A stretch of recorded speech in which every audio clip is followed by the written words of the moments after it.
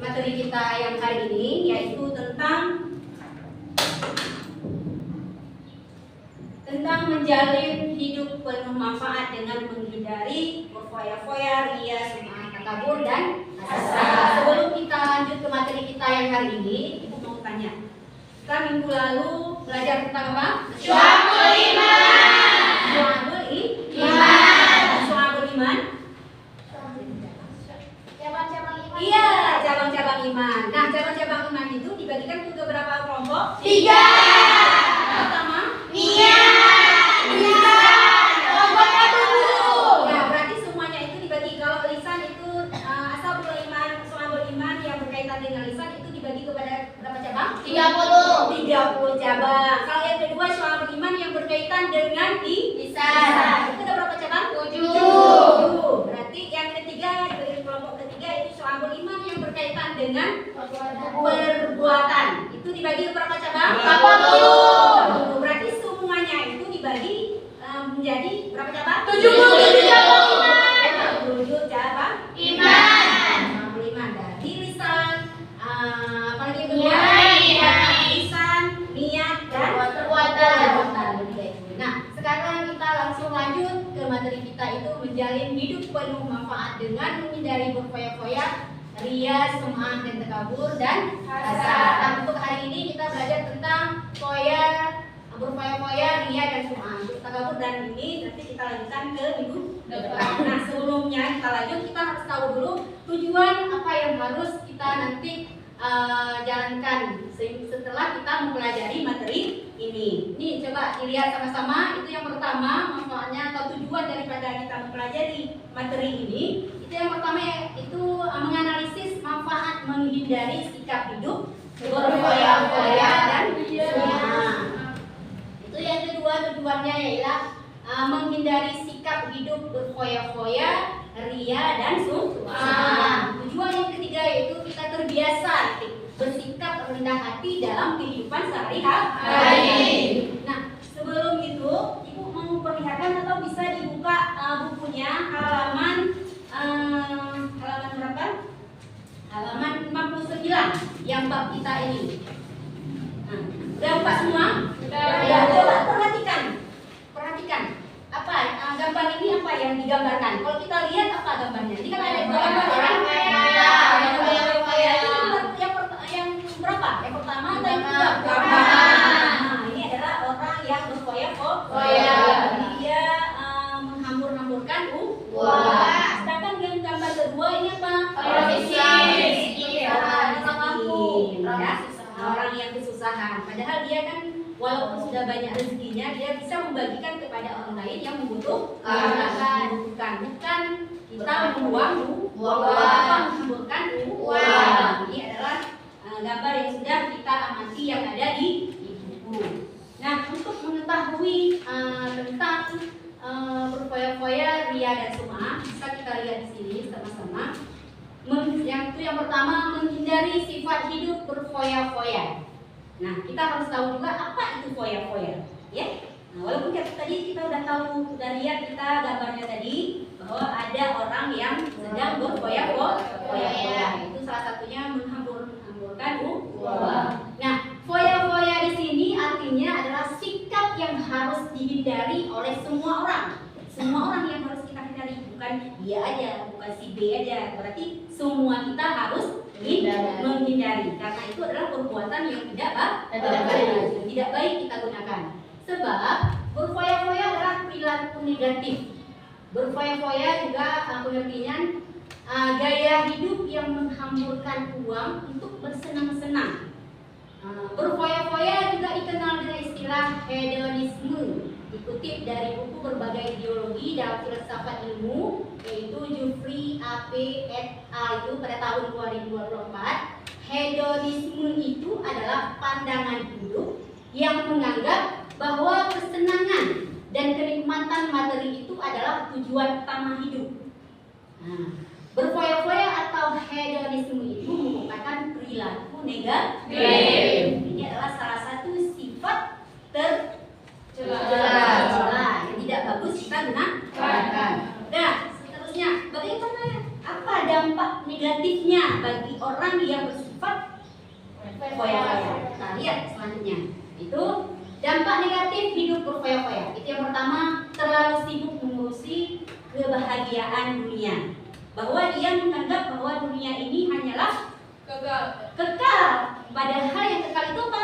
Nah, itulah dampak negatifnya bagi orang yang hidup berfoya-foya. Dia terlalu tergantung sekali kepada hidup dunia ini. Dia tidak melihat bahwa nanti akan ada akhirat, ya kan? Dan yang kedua, menimbulkan sifat iri, dengki, dan ini bisa nggak dipahami? Atau bisa ada nggak yang bisa menjelaskan atau menganalisis tentang menimbulkan sifat iri, dengki, dan pamer itu? Bagaimana? Jadi kan kalau ada orang dia banyak uang tuh ada orang yang itu jadi Ya, dia membelanjakan secara itu berlebihan dan memamerkannya kepada orang lain akan memicu dia untuk iri dan dengki, ya kan? Dan selanjutnya dampak negatif hidup berfoya-foya itu adalah dapat memicu frustasi apabila hartanya habis. Ini sangat fatal sekali, ya kan? Karena kenapa? Karena dia tidak memikirkan bahwa itu harta itu semua adalah kapan saja akan mengambilnya. Seandainya kita tidak memikirkan itu, berarti itu punya kita semua. Selama-lamanya kita nggak akan habis hartanya. Kita nggak memikirkan bahwa harta itu akan habis. Nah, tiba-tiba akan habis. Bisa nggak terjadi frustasi, ya kan? Nah, seperti contohnya tsunami kemarin, ya kan? Nah, tsunami kemarin orang kaya raya, tiba-tiba tsunami habis semua. Dan sebagian orang imannya bisa stres, frustasi, ya kan? Nah, itulah. Dan yang seterusnya berpotensi menimbulkan sifat kikir. Karena dia kalau misalnya dia ingin menyedekahkan kepada orang lain, takutnya nanti hartanya habis. Nah, berarti itulah salah satu yang keempatnya, dampak negatif daripada hidup berfoya-foya berpotensi menimbulkan sifat kikir. Sehingga kita tidak mau berbagi kepada orang lain. Padahal harta kita itu untuk disedekahkan juga kepada orang-orang yang membutuhkan. Nah, karena kita takut nanti habis harta kita nggak mau sedekah kepada orang lain. Padahal itu semua adalah milik Allah. Nah, yang bisa dipahami tentang berfoya dampaknya dan ini. Nah, selanjutnya bagaimana kita menghindari daripada sifat berfoya-foya? Itu yang pertama, cara kita menghindari sifat itu berfoya-foya adalah membelanjakan harta sesuai dengan skala prioritas kebutuhan. Kebutuhan apa saja? Pangan, sandang, kebutuhan primer, ketiganya itu apa yang harus kita penuhi dulu? Primer itu adalah kebutuhan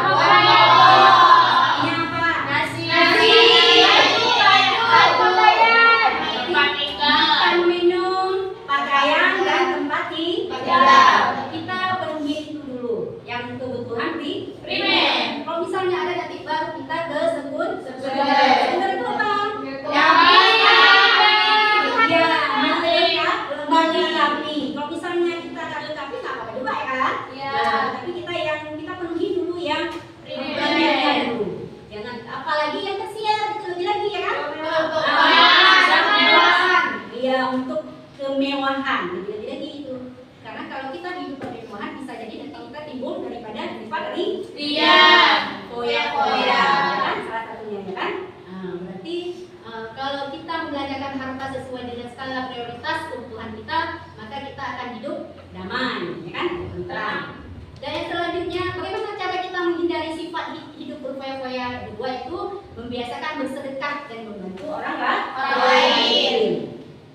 Nah, harta yang kita sedekahkan kepada orang lain itu adalah memang milik orang lain. Ada sebagian daripada harta kita. Makanya kita selalu memberikan sedekah kepada orang lain. Salah satunya bisa menjalin hubungan, kan? Menjalin hubungan silaturahmi antara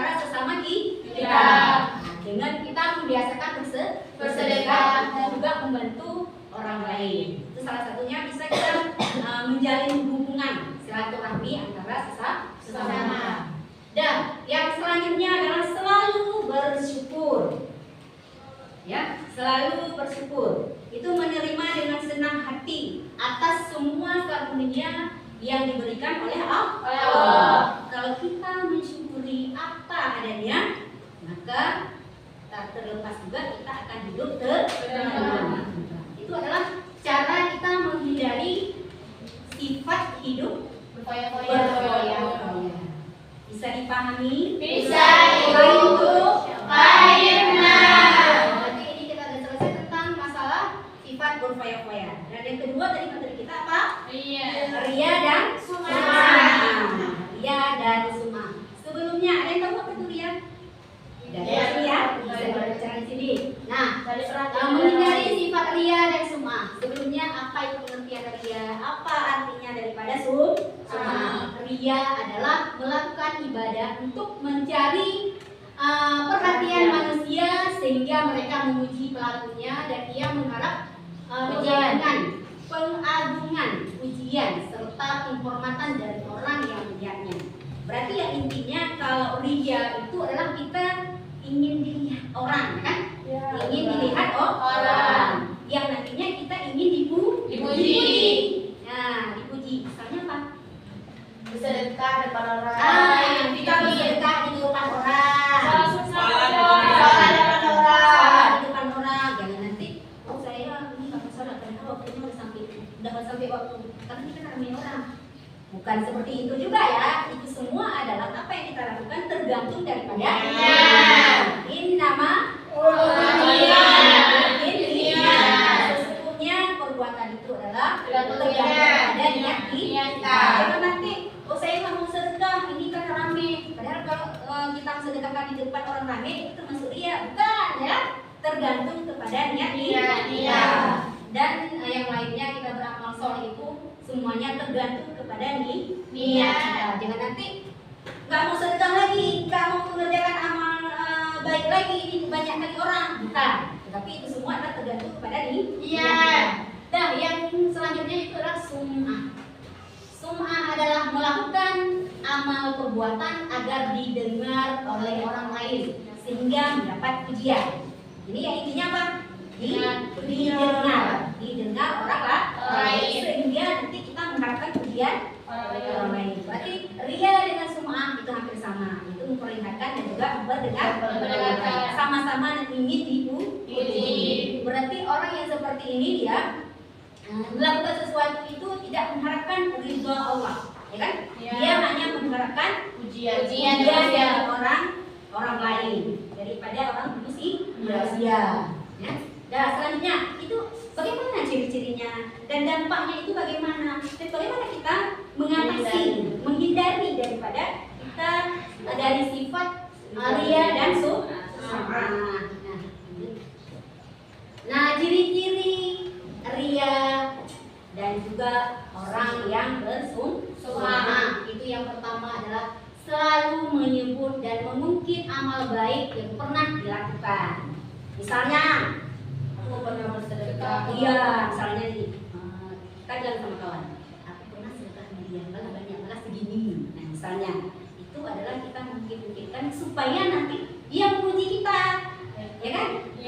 Baik kali atau apalah, pokoknya yang mengharapkan pujian.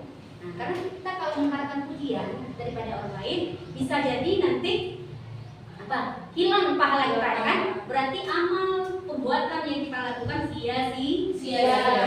Di dunia sia-sia, di akhirat pun sia-sia. Tidak mendapatkan pahala.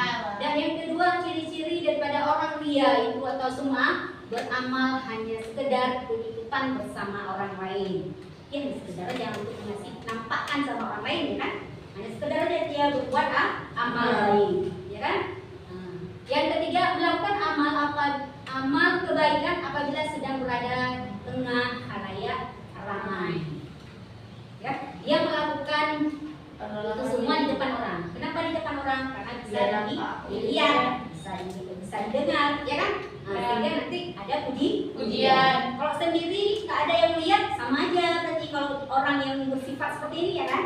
Nah, berarti orang yang mempunyai sifat ria dan sum'ah ini biasanya itu dia kerjakan di tempat ramai. bisa dilihat dan bisa didengar, sehingga nanti dia mengharapkan pujian dari manusia. Dan itu adalah ciri-ciri daripada orang yang memiliki sifat ria dan sum'ah.